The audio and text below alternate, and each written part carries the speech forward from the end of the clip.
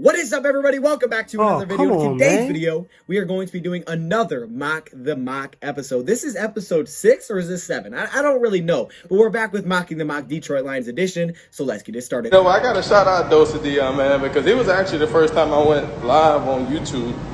And, you know, guys don't know DoseOfDion. He put out a lot of good content for the Detroit Lions.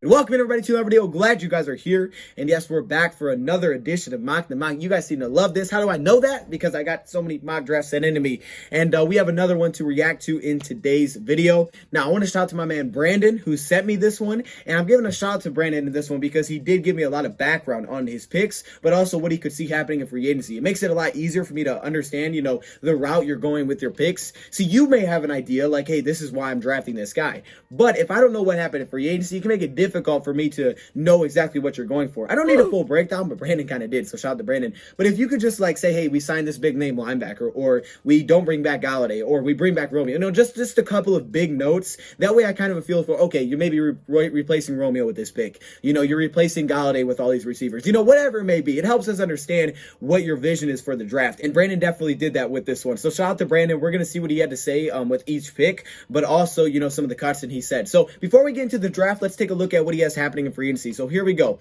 Notable cuts: Christian Jones, Desmond Trufant, that was bad English, and Nick Williams. Okay, those are three guys I also expect to be cut. Desmond Trufant saves you about $6 million. Nick Williams will save over $4 million, and Christian Jones will save you over $2 million. So I think those three cuts will definitely happen. Christian Jones, maybe not, but I do expect all those guys to be cut.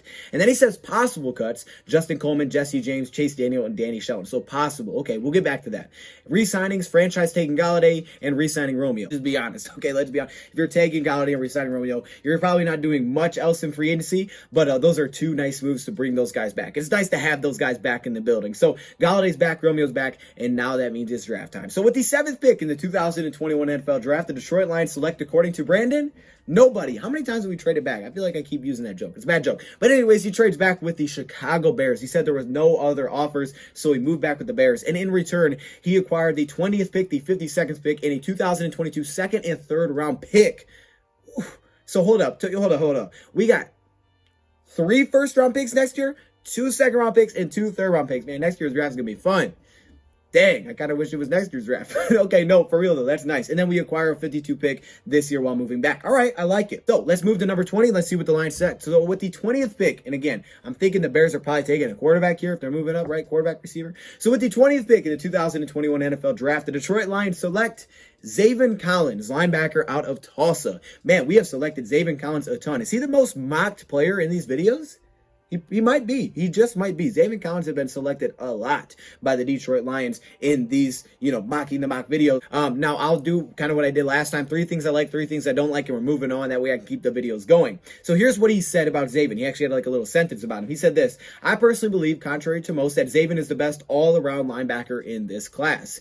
I would definitely agree with you on that. I think if you're taking everything into consideration, every single aspect of the game, I would agree that he, to me, is probably the most all-around linebacker at a very high level in this class. I don't think he's the most elite at everything. Like, for example, I think certain players are better at certain things. Like, there's better pass rushers. There's, you know, better run defenders for sure. But he does give you a pretty broad spectrum of a lot of different things at a very high level. And he's also really good in zone coverage. Maybe the best zone coverage linebacker in the class. Wow, that is bright. What the heck just happened there? All right, so I would agree with that part. That said, I understand why people want Parsons. My only concern is outside of character is the guy can cover. Okay, so he's talking about Parsons a little bit here. So we'll focus on the Zaven aspect.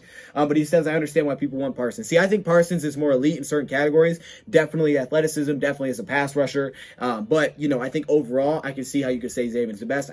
Here are my thoughts on Zaven Collins. 3 things I like, 3 things I don't like. Yes, you guys have probably heard this before. Okay, so hey, you know, if you want to skip ahead, you can. But here we go. 3 things I like. I love his zone coverage. Like I said, I think he's one of the best, if not the best, zone coverage linebacker in this class. He's just got a great feel for it. Being a former quarterback and safety, I think has definitely helped him. He just finds himself in the right spot. He's also a playmaker. He makes big plays, big-time plays, that is. He had a big pick 6. You know, he had game-sealing interception. The guy had 4 picks last year as the defensive player of the year. He was just all over in zone coverage. And to be not the most athletic guy, but still make these many plays, tells me you got a great feel for where to be.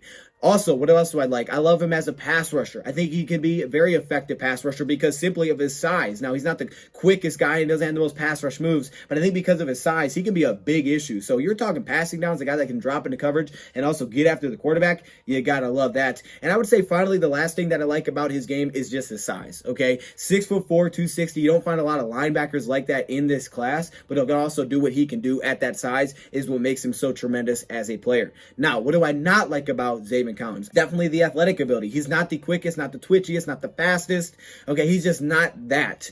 But that's understood. I mean, he's 260 pounds. However, I will give him credit. While he's not the quickest or the twitchiest player out there, not to throw anybody in a bus, but I have seen linebackers that are lighter than him, talking 250 pounds, that look like they are literally stuck in mud. Zaven doesn't look like that. I think that's a big credit to how aware he is and his football IQ. Just his awareness is off the charts. I think that's credit to him because he doesn't find himself in the wrong spot. He's able to get to the right spot, and it makes him look a lot quicker than maybe he actually is. But definitely, hey, he's kind of quick for his size. I'll give him a little bit of that. I mean, he did have that big pig return. He got a head start, but he still brought it back to the house. Okay. The next thing I don't love about him probably is tackling. Okay, he's not the most reliable tackler. He does have a pretty good amount of missed tackles, and I would say some of that partly is just to kind of the the way he tackles. I want to see him be more aggressive. I would love to see him set the tone more often, just kind of run through somebody and just kind of boom, like, hey, I'm 260 pounds. I'm going to run through you, And then finally, probably just the way he attacks, blockers at times, kind of the same way. I just wish he'd be a little more aggressive in that area instead of trying to finesse all the time because I feel like, he's got the size to be an absolute bully, but he's not a bully consistently. You know what I'm saying? I like what he does in run game, make big plays behind the field because he's so aware and he knows what's going on, but you want to see him be a bully sometimes. Just set the tone like, hey, don't cross my face. So that's Zaven Collins. I love me some Zaven, and he is the pick at number 20. Moves us on to the second round, and with the second pick, actually, I should say with the 41st pick in the 2021 NFL Draft, the Detroit Lions select, according to my man Brandon, Elaine Mcneill. I don't know how to say all these names, so if I'm saying his name wrong, like maybe it's Elim, I don't know. I don't listen to their names. I just watch them. So Elaine Mcneill comes out of NC State as a nose tackle. Here is what Brandon says about him. He's labeled as the holy grail of nose tackles. The guy is 320, but graded 77 and 81 in pass rushing. I watched some highlights, and he's an absolute. He is absolutely explosive up the middle. Day one impact for sure. So here's the things that I like about Elaine Mcneill, and here's the things I don't like. 3 things I like. First thing, yes, he is explosive. I will agree with you on that. The guy can be very explosive for a nose tackle at that size at 320. You don't expect that explosiveness. I've seen a couple of other guys with that explosiveness, but usually not at that size, so I definitely give him credit for that. Also, as a nose tackle, you're taking a lot of double teams. He does pretty well, as a run defender against that to kind of hold his own and kind of hold his lane, fill his lane, and not be shoved out of the play where it's just a wide open lane in the midfield, because it's a lot to handle as a nose tackle, and he seems to do a pretty solid job of that for sure. It's like a really good nose tackle at the next level, so I'm confident that he could play that role. That brings me to the concerns, however, okay? The first thing I would definitely bring up is probably his production against the run. I mean, he's not really a very productive run stopper. He hasn't made that many plays against the run. Now, obviously, getting double teamed can make that an issue, but he's just not he's just not like a run clogger. He holds his lane well, but he's not a big playmaker against the run. Also, I think he could add a lot more to his pass rushing game. I definitely think he could. And finally, I would say my last concern about him personally is how he fits this scheme. Now, if we stay in a similar defense where we need a nose tackle, I would say this, going back to your notable cuts, you said possible cuts, Justin Coleman, Jesse James, Chase Daniel, Danny Shelton. If I'm drafting Mcneil, I am definitely cutting Danny Shelton to save me over $4 million this offseason, okay? I just think you have to have that money, especially if you're trying to bring back who you did. I would cut him, because I just don't think there's a necessary need for him. If you're going to draft this guy and you already have Penasini, you can rotate those guys. I love it, keep them fresh. So with that in mind, Danny Shelton would definitely be cut. So I would say that. But if you stay and you need a nose tackle, this is a great nose tackle. If I would go this early for a nose tackle, but a defensive line can use some help, so I don't have issues with it. I don't have issues. It could be a nice rotation between Penasini and this dude, but in a 4-3, it wouldn't fit. But if you're staying with a nose tackle, I get it. That moves me on to pick number 52. So the third pick by Brandon, he selects Carlos Basham. So Boogie Basham is once again a Detroit Lion. I love me some Boogie. He says this, top 5 edge in his class who can play all over the defensive front. That is facts. He says this, I have been high on this guy for a couple of months now. All the guy does is make plays, and we drastically need to improve our front 7. So so he gets back-to-back front 7 guys. Now, let's start off with things I like about Boogie. Okay, yes, Boogie Boogie can play everywhere. He has the size to basically line up as a 3-4 DN, a 4-3 DN, but also in a 4-3 to bump inside as a defensive tackle. Okay, so Boogie Basham is pretty versatile. Okay, big versatile. Wait, hold up, that's Big B. I'm sorry, I ruined it. Swim move. Ooh, that thing is beautiful. I love that swim move, guys. I mean, it's just a thing of beauty. Go check him out. All right, you can just go watch his highlights and you'll see it. Oh my gosh, that thing is absolutely clean. And then again, kind of like Elaine in a way, so explosive for his size. I mean, he's 285 pounds, 6'4". This guy has a lot of explosiveness for that size. So he can make plays on the outside, makes plays on the edge, and that's why he's so valuable, because he can play at all different spots. So he's exactly right on that. Now in a 3-4, only way he'd probably move, I don't think I'd put him much at nose tackle unless maybe passing downs. But yeah, I mean, hey, look, he can play over the front, so you know that he's got the versatility to kind of line up wherever you need him. That brings me to some of my concerns. I think I said this last time, kind of the same things here, because I had the same feelings on the same guys. Look, the guy, I mean, you want to see him just be more aggressive. You know, you want to see him mix in more power moves. The guy's can be too finesse at times, and, you know, he has the power. I've seen this guy blow tackles off their spot, but he doesn't always show that. He also did bulk up last season, which made him a little bit slower, but I will say this, is that he still looked pretty explosive for his size, so I got to give him that. I'll throw in a different one here, kind of mix it up from last time. As a run stopper, he's not always super effective as a run stopper. Definitely can get after the quarterback, but he can have some, you know, ineffectiveness as a run stopper, you know, being on the outside, things like that. So I would throw that in as well, just to kind of mix it in. But here's again my question, kind of going back to, you know, what you're going for here. So if you draft Mcneil, it tells me you're going with a 3 defensive front, because he's a nose tackle. That guy, I don't think he's playing 4-3, right? So that makes sense. But then you take Basham. Now the question I have about Basham here is, because he put on some weight, he could be a defensive end in a 3-4, but what does that mean for Romeo and Trey Flowers, right? Where is he fitting into this defensive line? Because I have my 3 guys, so I don't want to have my backup. I'm definitely not drafting this guy to be a backup. If I'm drafting, I want him to play. He's too high of a pick. He's too talented not to play. So you'd have to try to find a spot for him, right? Would you line him up as an edge, you know, and just have him get after quarterback that way? You could, maybe. Maybe if you have situations where you bump to a 4-3, bump him inside. I don't know with who. You cut Nick Williams, so maybe you do put Benassini inside. So I'm not exactly sure where his role is. That's the only question I do, is I don't know really where his role is. I love him as a guy. I just don't know exactly where the role is for Basham in your mock draft. But hey, I like him. I like the guy as a player. He is fun to watch. And that moves us to pick number 72. So with the 72nd pick in the 2021 NFL Draft, he selects Jabril Cox. Man, I think we've talked about all these guys before in a mock draft. So Jabril Cox becomes the Lion, and he says this: I wanted Javon Holland here, so that's the safety, here, as I believe Holland is going to be a stud. That said, Holland went the pick right before me, so I went with my next best option being Cox. Okay, I like it. He says this: all Cox did was make plays the pass game during the regular season and at the Senior Bowl. Our linebackers are horrendous in pass coverage last season, and because I believe in our linebacker room will be completely revamped, I chose to grab 2 linebackers in this draft who can both cover. Yeah, I think, you know, that could definitely happen. If we're going with the nose tackle strategy, right, you could have 4 linebackers on the field many times. Who is your inside linebackers, right? Who's playing at the inside linebackers? Because Jabril Cox can't play inside. You know, I don't think that. And I think Zaven's honestly the best on the outside. See, I think with the role, he could be good 4-3. I think Zaven, though, is the best as an outside backer, you know, that usually plays off the weak side. So my question would be then, who's my inside backers? Now, if you put Jamie Collins inside, then you're talking. So maybe Jamie goes inside and you push him on the outside. I think that could be a very strong front 7. So I like that. I agree with you. 3 things that I like. I love his pass coverage as well. The guy is a playmaker. He's a stud in pass coverage. So, I mean, I get it. And whether you're in a 4-3 or 3-4, a guy like that on your field, you just kind of need it in today's NFL, right? Just a guy that's comfortable covering tight ends, can cover underneath, and can, you know, cover deep if he needs to, can line up against the slot.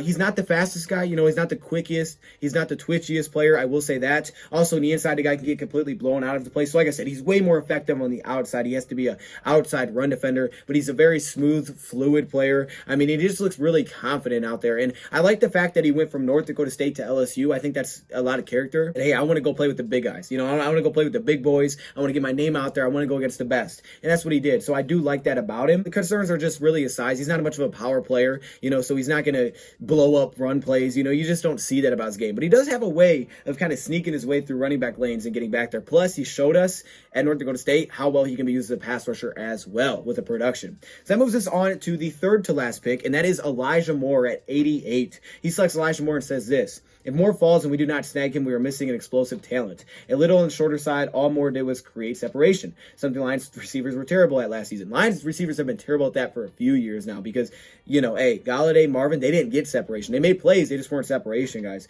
And maybe also has some of that do scheme. Assuming we take Galladay and Cephas continues to build upon his decent rookie campaign, hopefully, let's keep it going. The Lions should definitely pursue a guy like Moore to man the slot. Moore has played outside somewhat well this season. Just watch his highlights. He reminds me of Deebo Samuel.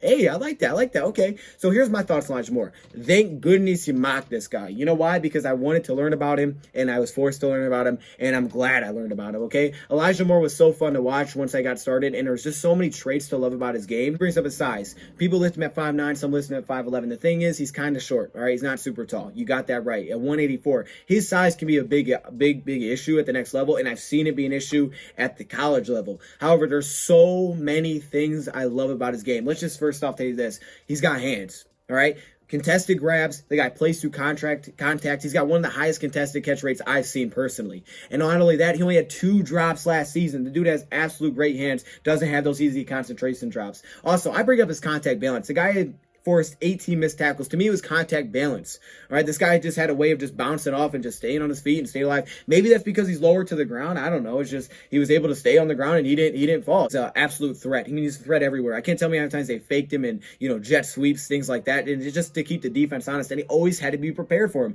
He's a deep threat with this speed. I mean, there's so much to like, but I just think it's, you know, taking hits, somehow coming up with the football, and just be a very reliable target that also has that deep threat speed. Now, for me personally, I think the shorter side can be an issue because I don't think he'll be super effective at the next level outside. I think there was issues where you saw that come up against physical corners as well. You could kind of see him just be out-muscled, and he just had issues getting open. You know, I saw that a lot with him. So I think at next level outside wide receiver, even though he's solid with Ole Miss, I don't think that's going to be much of an option at his level. So I think I'm kind of slot limited, which is fine, though. We could have a BD spot. I'm good with that. Also notice his catch radius can be kind of small, so if he's not very open, it can be difficult to squeeze it in there for a quarterback because his catch radius isn't very wide. You know, when you watch him, I mean, he doesn't have the very long arms because he's not that tall. So size is definitely the biggest issue here, but I mean, aside from that, there's so much to like about him. Catching the ball, deep threat, tough wide receiver that was the guy for Ole Miss. So if this guy fell, man, I could definitely see why you would make this pick. I love it for the slot, and yes, Galladay back. I mean, that would be a really cool pairing. So that'd be great to have like a B slot, wouldn't it? I mean, man, that'd be awesome. And that was us on the 112. We got 2 picks left, and at 112 we have Richard LeCount. This is the safety out of Georgia. This 4th-season injury, Richard did nothing but make plays and was projected to go on day 2. He was the leader of the Bulldogs defense. Rumor that the Lions are in need of safety help. Yes, the Lions are in need of safety help. I agree. Hey, come on, man. You know it. And then he says this is a value pick. We just did a free video on safeties. Value pick, and I believe it's a steal in the 4th. So, yes, this player is a leader defensively. He's very vocal. He communicates well. You know, he's kind of involved in everything defensively, and you love that about his game. I would also say, you know, I definitely like the fact that he just goes at it. I mean, there's something about him, just his energy, his heart. I don't know, just his mindset. He just goes at it. He doesn't second guess himself. He flies around. He's so willing as a player.